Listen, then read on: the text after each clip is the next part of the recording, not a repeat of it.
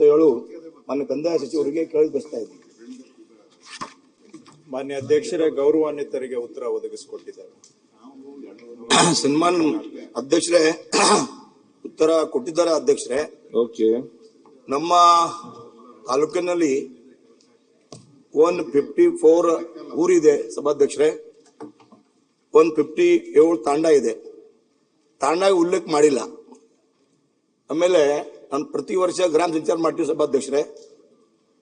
ಊರು ಹೋದ್ರೆ ಶಮಶಾನ ಭೂಮಿ ನಮ್ಮ ಅವರು ಕಮನಾರ್ ತಾಲೂಕಾ ಬೇರೆ ಇದೆ, ಅವರ ತಾಲೂಕಾ ಬೇರೆ ಇದೆ. ಬೇರೆ ಬೇರೆ ಊರು ಅವರು ಅಧಿಕಾರಿ ಅವರು ಕಮನಾರ್ ತಾಲೂಕಾ ಸೇರ್ಸ್ಯಾರ, ಅರ್ಧ ಅವರು ಅವರ ಸೇರ್ಸ್ಯಾರ. ಇರ್ಲಿ, ನಮ್ದೇ ವಿಧಾನಸಭಾ ಕ್ಷೇತ್ರ ಅವ. ಆದ್ರೆ ಇಲ್ಲಿ ಶಮಶಾನ ಭೂಮಿ ಪೂರ್ತಿ ಇಲ್ಲ. ತಮ್ಮ ಮುಖಾಂತರ ಸರ್ಕಾರಕ್ಕೆ ಮನವಿ ಮಾಡ್ತೀನಿ, ಪೂರ್ತಿ ಊರಿನಲ್ಲಿ ಶಮಶಾನ ಭೂಮಿ ಆಗ್ಬೇಕು, ನಂಬರ್ 1. ಆಮೇಲೆ 2ನೇ, ಪೂರ್ತಿ ಮೂಲಭೂತ ಸೌಕರ್ಯ ಇಲ್ಲ.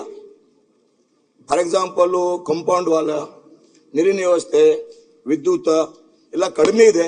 ಅದಕ್ಕಾಗಿ ಮಂತ್ರಿ ಆಗ್ತಿದ್ದೆ ನಮ್ ಬಹಳ ಅವ್ರ ಬಗ್ಗೆ ಗೌರವ ಇದೆ. ಬಟ್ ನಮ್ಮ ಕಡೆ ಬಹಳ ತೊಂದರೆ ಇದೆ. ನಮ್ಮ ತಾಲೂಕಾ ಬಾರ್ಡರ್ ತಾಲೂಕಾ, ಬ್ಯಾಕ್ವರ್ಡ್ ತಾಲೂಕಾ ಇದೆ. ಅದಕ್ಕಾಗಿ ತಾವು ದಯವಿಟ್ಟು ಎಲ್ಲೆಲ್ಲಿ ನಮ್ಮ ತಾಂಡನೇ ಒಟ್ಟೆ ಶಮಶಾನ ಭೂಮಿ ಇಲ್ಲ, ಬೇರೆ ಬೇರೆ ದೊಡ್ಡ ಊರಿನಲ್ಲಿ ಇಲ್ಲ. ಮೂಲಭೂತ ಸೌಕರ್ಯ ಒಂದು ಶಮಶಾನ ಕೌಂಟೆ ಆಗಿ ಮಾಡಬೇಕು. ಆಮೇಲೆ ಸರ್ಕಾರಿ ಜಮೀನು ಕೆಲವು ಇದೆ, ಕೆಲವು ಕಡೆ ಸರ್ಕಾರಿ ಜಮೀನು ಇಲ್ಲ. ಪ್ರೈವೇಟ್ ಜಮೀನ ತಾವು ಸರ್ಕಾರ ಕಡೆಯಿಂದ ಪರ್ಚೇಸ್ ಮಾಡಿ ಒಂದು ಕೊಡಬೇಕು, ಒತ್ತಾಯ ಇದೆ. ಆಮೇಲೆ ಅವ್ರು ಮಾಡ್ತಾ ಇದ್ರಿ 2ನೇ ಟೈಮ್ 3ನೇ ಟೈಮ್ ಕೊಡ್ತೀರಿ. ಈ ಜಮೀನ ವ್ಯಾಲ್ಯೂ ಜಾಸ್ತಿ ಆಗಿದೆ, ಪ್ರೈವೇಟ್ ಅವರು ಕೊಡ್ತಾ ಇಲ್ಲ. ಅದಕ್ಕಾಗಿ ತಾವು ಯಾವ ತರ ತಾವು ಮುಂದೆ ರೇಟ್ ಫಿಕ್ಸ್ ಮಾಡ್ತೀರಿ, ಮಾಡಬೇಕು. ನಮ್ಮ ತಾಲೂಕು ಪೂರ್ತಿ ಶಮಶಾನ ಭೂಮಿ ಆಗ್ಬೇಕು ಅನ್ನೋ ಒತ್ತಾಯ ಇದೆ. ಓಕೆ. ಮಾನ್ಯ ಅಧ್ಯಕ್ಷರೇ, ಮಾನ್ಯ ಸದಸ್ಯರು ಕೇಳುವಂತಹದ್ದು ಸಮಸ್ಯೆ ಇದೆ, ನಾನು ಇಲ್ಲ ಅಂತ ಹೇಳಲಿಕ್ಕೆ ಹೋಗೋದಿಲ್ಲ. ಸುಮಾರು ಕಡೆ ಕಳೆದ ಒಂದು 10 ವರ್ಷದಿಂದನೂ ಕೂಡ ನಾವು ಸತತವಾಗಿ ಪ್ರಯತ್ನ ಮಾಡ್ತಾನೆ ಇದ್ದೇವೆ. ಎಲ್ಲ ವಸತಿ ಪ್ರದೇಶ, ಅದು ಗ್ರಾಮ ಇರ್ಲಿ, ಗ್ರಾಮದ ಮಾನ್ಯತೆ ಇಲ್ಲದೆ ಹೋಗ್ಲಿ. ಯಾಕಂದ್ರೆ ತಾಂಡಗಳಿಗೆ ಹಿಂದೆ ಗ್ರಾಮದ ಮಾನ್ಯತೆ ಇರ್ಲಿಲ್ಲ, ನಾವೀಗ ಅದನ್ನ ಕೊಡ್ತಾ ಇದ್ದೇವೆ. ಯಾವುದೇ ಇರ್ಲಿ, ಅಲ್ಲಿ ಅವಶ್ಯ ಇರುವಷ್ಟು ಸ್ಮಶಾನ ಭೂಮಿ ಕೊಡಬೇಕು ಅನ್ನೋದು 10 ವರ್ಷದಿಂದ ಎಲ್ಲ ಸರ್ಕಾರ ಪ್ರಯತ್ನ ಮಾಡಿದೆ. ಹೈಕೋರ್ಟ್ನವರು ಕೂಡ ಇದನ್ನ ತುಂಬಾ ಬಹಳ ಬೆನ್ನತ್ತಿ ಮಾಡಿಸಿದ್ದಾರೆ. ಆದ್ರೂ ಕೂಡ ಕೆಲವು ಕಡೆ ಇನ್ನೂ ನಾವು ಕೊಡೋದಕ್ಕೆ ಸಾಧ್ಯ ಆಗಿಲ್ಲ. ಈಗ ಇರೋ ಭೂಮಿ ಎಲ್ಲ ನಾವು ರೈತರಿಗೆ ಕೊಡಿ, ಅದಕ್ಕೆ ಕೊಡಿ, ಇದಕ್ಕೆ ಕೊಡಿ ಅಂತ ಕೊಟ್ಬಿಟ್ಟು ಕೊನೆಗೆ ಈಗ ಸ್ಮಶಾನಗಳಿಗೆ ಭೂಮಿ ಲಭ್ಯ ಇಲ್ಲದ ಹಾಗೆ ಆಗಿದೆ. ಸ್ಮಶಾನ ಭೂಮಿ ಕೊಡೋದಕ್ಕೋಸ್ಕರ ಈಗ ಕಳೆದ 3 ವರ್ಷದಲ್ಲಿ ಅಧ್ಯಕ್ಷರೇ ಸುಮಾರು 58 ಕೋಟಿ ರೂಪಾಯಿ ಕೊಟ್ಟು ಖರೀದಿ ಮಾಡಿದ್ದೇವೆ. ಈಗ ಸ್ಮಶಾನಕ್ಕೆ ಎಲ್ಲ ಕೊಟ್ಟು ಕೊನೆಗೆ ಸ್ಮಶಾನಕ್ಕೆ ಖರೀದಿ ಮಾಡುವಂತ ಹಂತಕ್ಕೂ ಬಂದು ನಿಂತಿದ್ದೇವೆ. 58 ಕೋಟಿ ಖರ್ಚು ಮಾಡಿದ್ದೇವೆ ಖರೀದಿ ಮಾಡ್ಲಿಕ್ಕೆ. ಸೊ ಎನಿವೆ, ಅದು ಒಂದು ಬದಿಗಿದ್ರು ಕೂಡ ಈಗ ಇವ್ರ ಕ್ಷೇತ್ರದಲ್ಲಿ ನನಗೆ ಬಂದಿರೋ ವರದಿ ಪ್ರಕಾರ ಅವರು 154 ವಸತಿ ಪ್ರದೇಶಗಳ ಪೈಕಿ 9 ಪ್ರದೇಶಗಳಿಗೆ ಸ್ಮಶಾನ ಲಭ್ಯ ಇಲ್ಲ, ಅಥವಾ ಇರೋದು ದೂರ ಇದೆ, ಸೂಕ್ತ ಅಲ್ಲ ಅಂತ ನಾನು ಬಂದಿರುವಂತಹ ವರದಿ. ಈಗ 9 ಪೈಕಿ 2 ಗ್ರಾಮಕ್ಕೆ ಆ ಗ್ರಾಮದ ಮಿತಿಯಲ್ಲೇ ಸರ್ಕಾರಿ ಭೂಮಿ ಲಭ್ಯ ಇದೆ. ಅದನ್ನ ಇನ್ನೊಂದು ವಾರದ ಒಳಗಡೆ ಅವರಿಗೆ ನಾನು ಸ್ಮಶಾನಕ್ಕೆ ರಿಸರ್ವ್ ಮಾಡ್ಲಿಕ್ಕೆ DC ಅವರಿಗೆ ಆಲ್ರೆಡಿ ಆದೇಶ ಬೆಳಿಗ್ಗೆ ಕೊಟ್ಟಿದ್ದೇವೆ. ಇನ್ನ 7 ವಸತಿ ಪ್ರದೇಶಗಳಿಗೆ ಆ ವಸತಿ ಪ್ರದೇಶ ಅಂದ್ರೆ ಆ ಗ್ರಾಮದ ವ್ಯಾಪ್ತಿಯಲ್ಲಿ ಲಭ್ಯ ಇಲ್ಲ, ಪಕ್ಕದ ಗ್ರಾಮದಲ್ಲಿ ಲಭ್ಯ ಇದೆ. ಅದನ್ನು ಕೂಡ ಇನ್ನು ಬರೋ ವಾರದಲ್ಲಿ ಪಕ್ಕದ ಗ್ರಾಮದಲ್ಲಿ ಇರೋದನ್ನು ರಿಸರ್ವ್ ಮಾಡೋಣ. ಜನ ಒಪ್ಪಬಹುದು, ಬಿಡಬಹುದು, ದೂರ ಆಗುತ್ತೆ ಅಂತ ಹೇಳ್ಬಹುದು, ಬಟ್ ಕನಿಷ್ಠ ಒಂದು ವ್ಯವಸ್ಥೆಯನ್ನಾದ್ರೂ ನಾವು ಮಾಡಿ ಕೊಡೋಣ. ಸೊ ಈ ಪ್ರಕಾರವಾಗಿ 9 ಇಲ್ಲದೆ ಇರುವಂತಹದಕ್ಕೆ ಬರುವ ಒಂದು 15 ದಿನದ ಒಳಗಡೆ ಒಂದು ಕಾದಿರಿಸುವಂತಹದನ್ನ ಮಾಡೋಣ.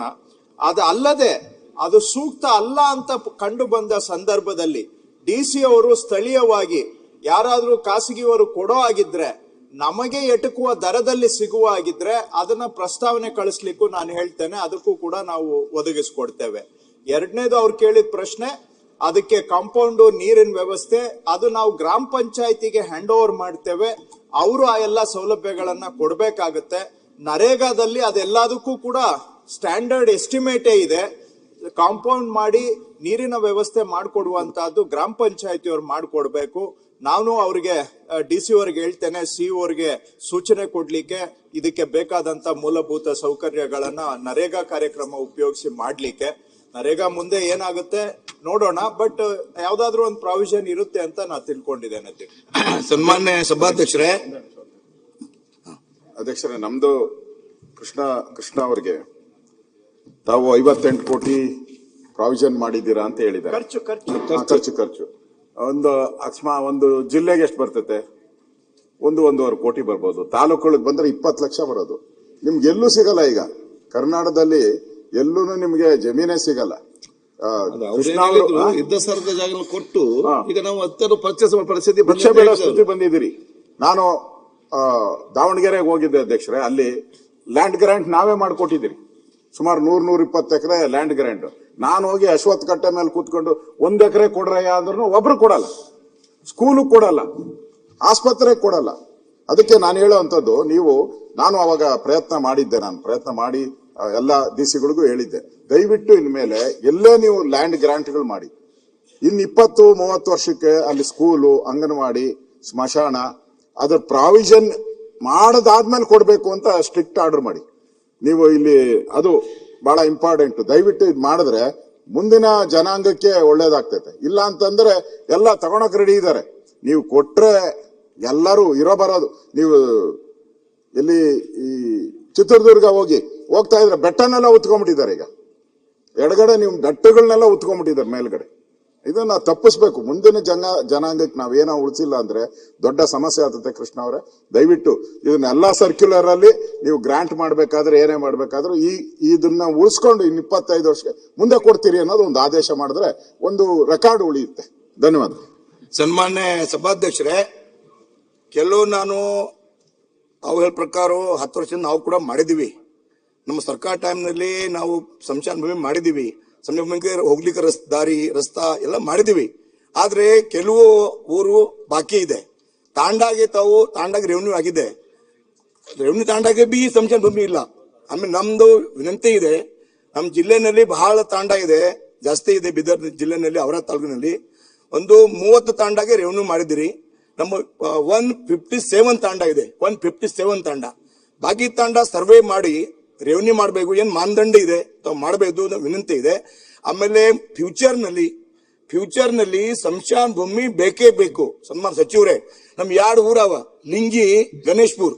ಒಂದು ಎಲ್ಲಿ ಬಾಜು ಅವರು ಜಾಗ ಕೊಟ್ಟಿಲ್ಲ.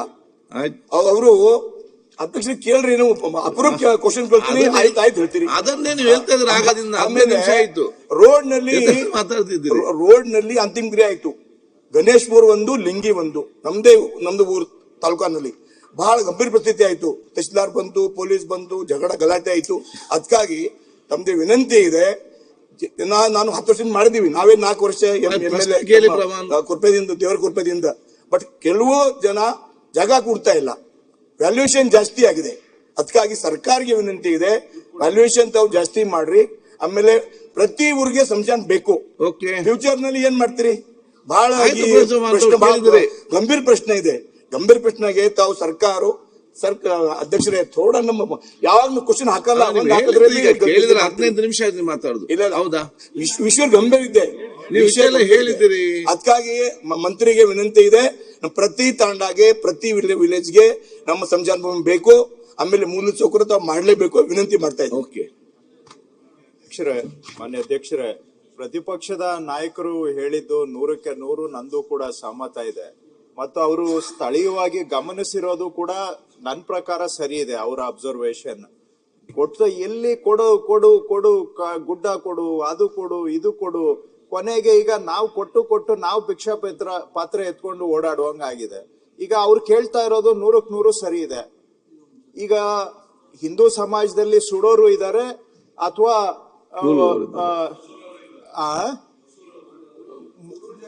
ಉಳುವರು ಇದ್ದಾರೆ. ಈಗ ಬೆಂಗಳೂರು ಸುತ್ತಮುತ್ತ ಯಾರು ಉಳ್ತಿದ್ರು ಅವರು ಕೂಡ ಅನಿವಾರ್ಯ ಜಾಗದ ಕೊರತೆಯಿಂದ ಈಗ ಸುಡೋ ಪದ್ಧತಿಗೆ ಬಂದಿದ್ದಾರೆ. ಆದ್ರೆ ಎರಡೂ ಅಲ್ಪಸಂಖ್ಯಾತ ಸಮುದಾಯದಲ್ಲಿ ಸುಡೋದಕ್ಕೆ ಅವಕಾಶ ಇಲ್ಲ. ಅವ್ರಿಗೆ ಭೂಮಿ ಕೊಡ್ಲೇಬೇಕು ನಾವು. ಆದ್ರೆ ಈ ಕೊಟ್ಟು ಅವರೆಲ್ಲ ಸಿಟ್ಟಾಗಿದ್ದಾರೆ. ಈಗ ಭೂಮಿ ಕೊಡ್ತಾ ಇಲ್ಲ ನಮ್ಗೆ ಅಂತ ಬಹಳ ಸಿಟ್ಟು ನಮ್ಮ ಮೇಲೆ. ಈ ಕೊಟ್ಟು ನಾ ಭೂಮಿ ಇಲ್ಲ ಅಂತ ಹೇಳಿದ್ರೆ ಕೇಳೋದಿಲ್ಲ ಯಾರು. ಎಲ್ಲಿವರೆಗೂ ಕೊಡೋದು? ಗುಡ್ಡನೂ ಕೊಡು, ಅದು ಕೊಡು, ಇದು ಕೊಡು. ಈ ರೀತಿ ಆದ್ರೆ ಅವ್ರು ಹೇಳಿದ್ದು ಸರಿ ಇದೆ. ಸ್ವಲ್ಪ ನಾವು ಶಾಲೆ, ಸ್ಮಶಾನ ಇಂಥ ಸೌಲಭ್ಯಗಳಿಗೆ ನಾಳೆ ಭವಿಷ್ಯದ, ಈಗ ಹಳ್ಳಿಯಲ್ಲೂ ಕೂಡ ಅಧ್ಯಕ್ಷರೇ ಹುಡುಗರಿದ್ದಾರೆ, ಯೂತ್ಸ್ ಇದ್ದಾರೆ, ಅವ್ರಿಗೊಂದು ಆಟದ ಮೈದಾನ ಕೇಳ್ತಾರೆ. ಎಲ್ಲಿಂದ ಕೊಡ್ತೀರಿ? ಅವ್ರಿಗೆ ಕೊಡ್ಬೇಕಾ ಬೇಡವಾ? ಹಳ್ಳಿಯಲ್ಲಿದ್ದಾರೆ ಅಂತೇಳಿ ನಗರದ ಯಾವ್ದು ಸೌಲಭ್ಯ ಸಿಗಬಾರ್ದ? ನಾಳೆ ಅವರಿಗೂ ಆಟದ ಮೈದಾನ ಕೊಡ್ಬೇಕಾಗುತ್ತೆ, ನಾವು ಪಾರ್ಕ್ ಕೊಡ್ಬೇಕಾಗುತ್ತೆ ಹಳ್ಳಿಯಲ್ಲಿ, ಶಾಲೆಗೆ ಸೂಕ್ತ ಜಾಗ ಇರಬೇಕು, ಸ್ಮಶಾನಕ್ಕೆ ಬೇಕು, ಬೇರೆ ಏನಾದ್ರೂ ಮಕ್ಕಳು ಕೈ ಚಾಚೋದಕ್ಕಾದ್ರೂ ಸ್ವಲ್ಪ ಜಾಗ ಇರಬೇಕು. ಅದಕ್ಕೆಲ್ಲ ನೀವು ಕಟ್ಟುನಿಟ್ಟಾಗಿ ಕಾಯ್ದಿರಿಸಬೇಕು ಅಂತ ಪ್ರತಿಪಕ್ಷದ ನಾಯಕರು ಏನ್ ಹೇಳಿದ್ದಾರೆ ಅದ್ರ ಕಡೆ ಖಂಡಿತವಾಗಿ ನಾವು ಅದನ್ನ ಒಪ್ತೇವೆ, ಅದನ್ನ ಅನುಷ್ಠಾನ ಮಾಡ್ಲಿಕ್ಕೂ ಕೂಡ ಮಾಡ್ತೇವೆ ಅಧ್ಯಕ್ಷರೇ. ಇನ್ನ ಮಾನ್ಯ ಶಾಸಕರು ಹೇಳಿದ್ದು, ಅವರು ನಾನು ಗುರುತಿಸಿದಾಗೆ 9 ವಸತಿ ಪ್ರದೇಶಕ್ಕೆ ಇಲ್ಲ ಅಂತ ವರದಿ ಬಂದಿದೆ. ಇನ್ನೂ ಹೆಚ್ಚಿದ್ರೆ ತಾವು ಕೊಡಿ. ಈಗ ಮಾರ್ಗಸೂಚಿ ದರಕ್ಕಿಂತ 3 ಪಟ್ಟುವರೆಗೆ ಕೊಡ್ಲಿಕ್ಕೆ ಅವಕಾಶ ಇದೆ. 3 ಪಟ್ಟುವರೆಗೆ ಪರಿಹಾರ ಕೊಟ್ಟು ಖರೀದಿ ಮಾಡ್ಲಿಕ್ಕೆ ಅವಕಾಶ ಇದೆ. ಫಸ್ಟ್ ಪ್ರಯಾರಿಟಿ ಹತ್ತಿರದಲ್ಲಿರುವ ಸರ್ಕಾರಿ ಜಾಗದಲ್ಲಿ ಅವರಿಗೆ ಕಾಯ್ದಿರಿಸ್ತೇವೆ.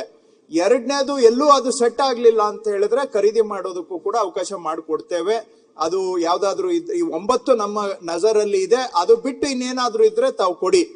ಮೂರನೇದು, ಅವರು ತಾಂಡಗಳು ಕಂದಾಯ ಗ್ರಾಮ ಆಗಿಲ್ಲ ಅಂತ ಹೇಳ್ತಾರೆ. ಅದು ನಿಜವಾಗಿ ನನಗೂ ಬೇಸರದ ಸಂಗತಿ. ಇಷ್ಟೆಲ್ಲ ನಾವು ಪ್ರಯತ್ನ ಮಾಡಿ ಇನ್ನೂ ಹಾಗೆ ಉಳಿದಿದ್ದಾವೆ ಅಂದ್ರೆ ಅದು ನಾನು ಏನ್ ಹೇಳ್ಬೇಕು, ನನಗೆ ಬೇಸರ ಆಗುತ್ತೆ.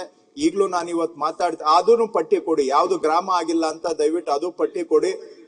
ನನ್ಗೆ ಪಟ್ಟಿ ಕೊಡಿ ಯಾವ್ದು ಆಗಿಲ್ಲ ಅಂತೇಳಿ.